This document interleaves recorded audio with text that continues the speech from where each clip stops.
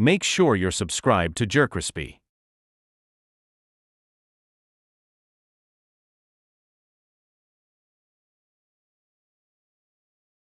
What's up, y'all? It shows the most, that's the most. JerCrispy, we're back in that video.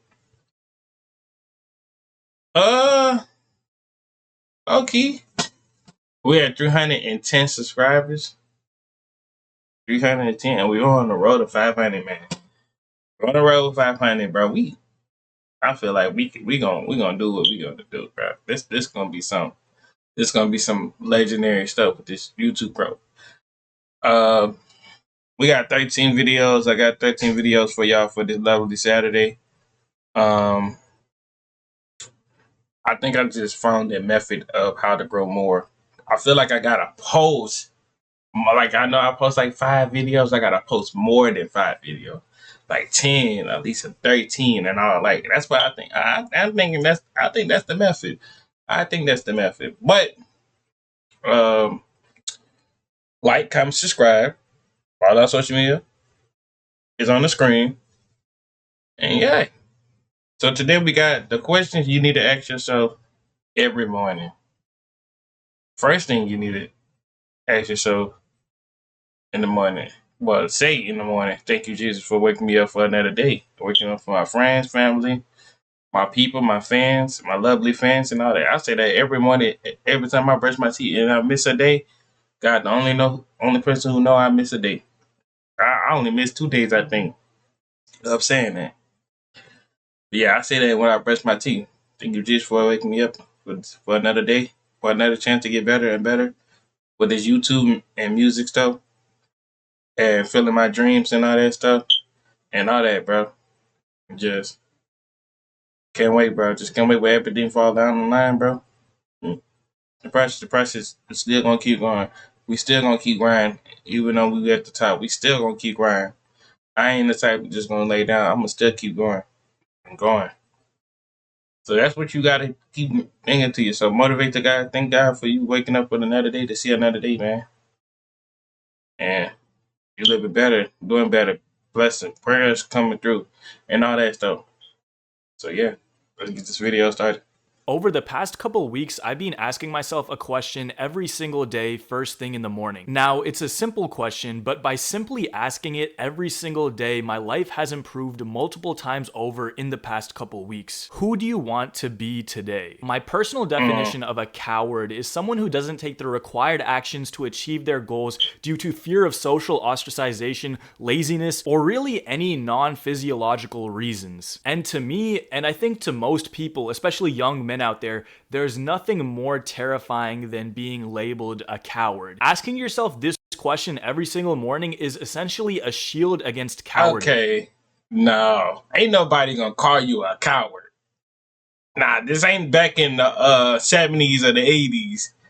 Yeah, you coward, and be throwing you in the freaking what's it called? The lockers back in high school and stuff. Ain't no way. When I ask myself first thing in the morning, who do you want to be today? And I answer, today I will finish all of my homework by noon. I will try to meet that girl I've been talking to, and I will finish editing this video by the end of the day. Now I've set an expectation for my behavior. I said what I do. I set a lot of goals for myself for like the day. I said, man, all right, today we're gonna do these videos. We're gonna get these videos done. We're gonna make some music today. We're gonna edit it. Get a little time talking with my friends.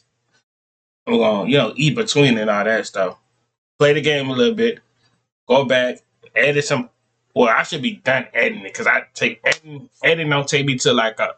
Now it only take me like a 35 to an hour to edit all these videos, so it don't take me that long. Making music wise, it only take me about 2 hours to make some music. At least 2 hours to make some music. If barely I'm not tripping. If not, not tripping and all that. Gaming. I play the game, watch my movie sometimes. It just depends, bro. So yeah, I already be having like days how I be setting up days, and like y'all know how I be saying, oh yeah, I got this day, that day, that day. What we doing? Boom, boom, boom, boom, and all that. So yeah. For the rest of the day. And if I don't become the person I say I'm going to become, I am a coward. I took the easy way out. I didn't do the required actions to become the person I need to become. And deep down, I know that I don't feel like I'm a coward. I just feel like, damn, I ain't get a chance to, sometimes when I be like doing videos and I be trying to hurry but rush stuff, I like, damn, I ain't got time to do music. And I be like, oh, well, when I get up in the morning, I'm going to do some music, wake up, music. That's why I be like replacing my stuff. So like music time, it'll be like morning and night.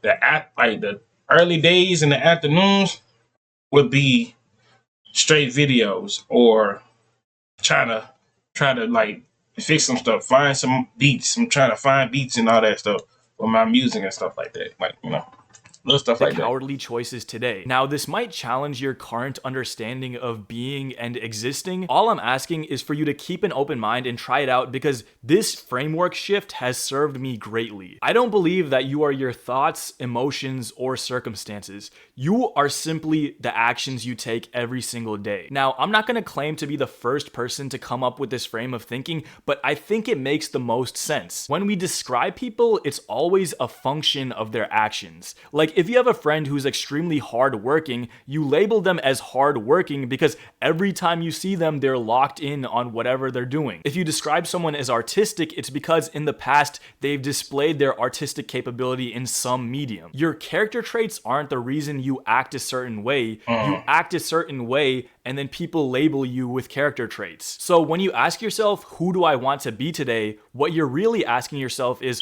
what do I need to do today? But humans are naturally egocentric, and it helps to think in the frame of the self. I'm not the biggest proponent of visualization, but I think that having a clear goal for the day in the beginning and then imagining yourself achieving that goal gives you clarity on the actions you need to take for the next 12 to 16 hours. I think there's nothing more terrifying and anxiety-inducing than having vague goals. Just by saying, I want a high GPA, I want a lot of money, I want to talk to a lot of women, there's nothing specific about that, and all it's going to do is stress you out that you have no clue what direction to go in toward. Look, it's like that, besides YouTube, because I'm not in college, of YouTube making music and want money and to more females. That's like, it's like a triangle with me. That's what like the main three things I want to do. And my other triangle that I got is friends, family, and stuff for myself. That's another triangle. My main triangle to do is, main triangle. My main triangle is become a successful YouTuber / artist.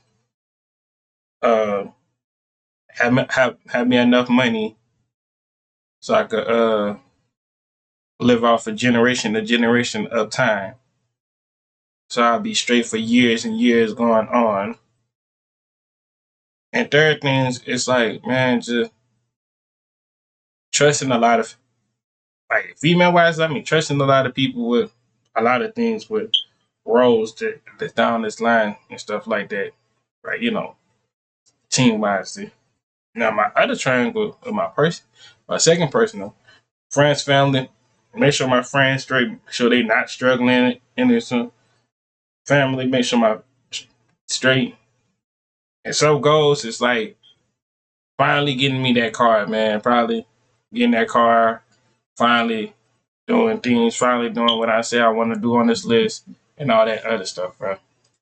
Your goals. Understanding life, like most things, comes down to breaking it down to its component parts. And by breaking life down to its component parts, I mean breaking it down to the weekly level and especially the daily level. It's not like you get to the end of your life and then someone hands you a trophy and says, you won at life. You get to the end of your life and you die and it's over. So to me, winning at life doesn't mean winning this huge 4,000 week journey. Winning at life means getting to the end of as many days as possible and saying, I won the day. To truly illustrate what I mean, I need to talk about Nick Saban. Okay, y'all ready for a lecture? Now, if you don't know who Nick Saban is, he is the greatest college football coach of all time, winning 7 national championships and coaching the likes of Julio Jones, Derrick Henry, Tua Tagovailoa, Jalen Hurts, Devontae Smith, and numerous other NFL stars. The reason Saban's program was so dominant at Alabama was not just because of training and recruiting and having these great talents.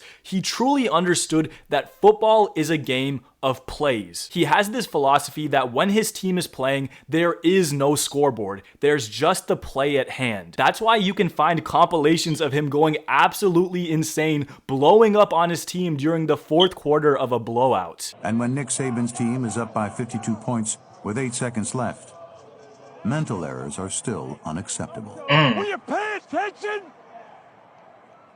We're going to nickel. They sub late. To him, the final play of a 50-point blowout deserves the same amount of attention and respect as a national.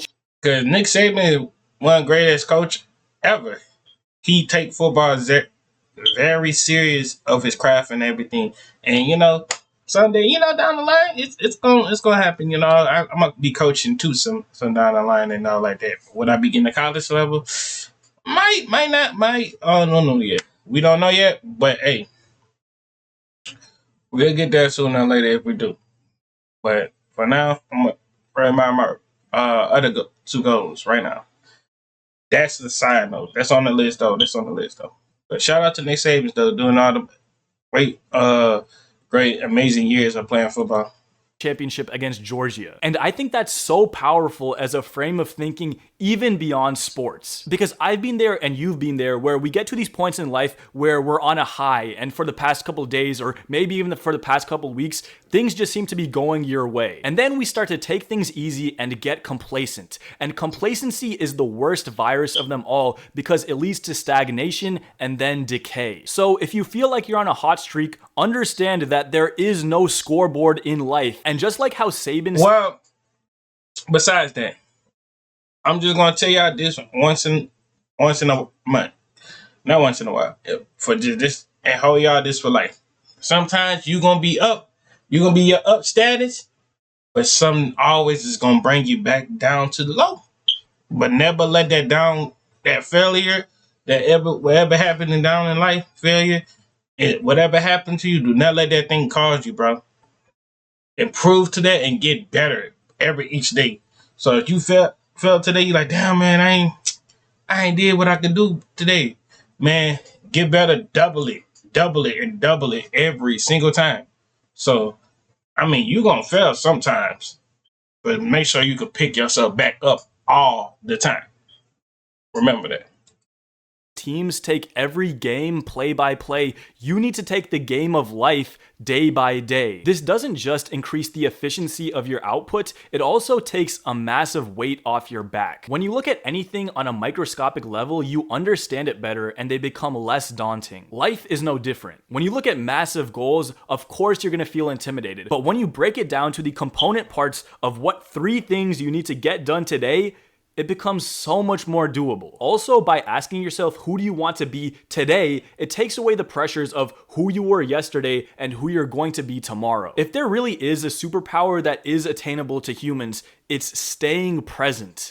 Buddhist monks dedicate their entire life to staying present, and it's why they're the happiest people on the planet. Michael Jordan has that quote, "Why would I worry about missing a shot that I haven't taken?" If you're truly in the present moment, it's genuinely difficult to feel miserable. Unless you're actively going through some high suffering situation, you're chilling and there's no need to stress. One of my favorite speeches was given by the tennis GOAT Roger Federer at Dartmouth University. He states that during his career, he won 80% of singles matches, but during those matches, he only won 54% of the points. This is one of my favorite speeches because it puts into perspective the importance of staying present. You need to be able to lose 10 points in a row and still be able to fight with the same motivation. Take it point by point like Federer. Take it play by play like Saban. Ask yourself every morning who you want to be, and eventually winning will simply occur as a byproduct of your actions. Also, make sure that you're following my Instagram, and I'll see you.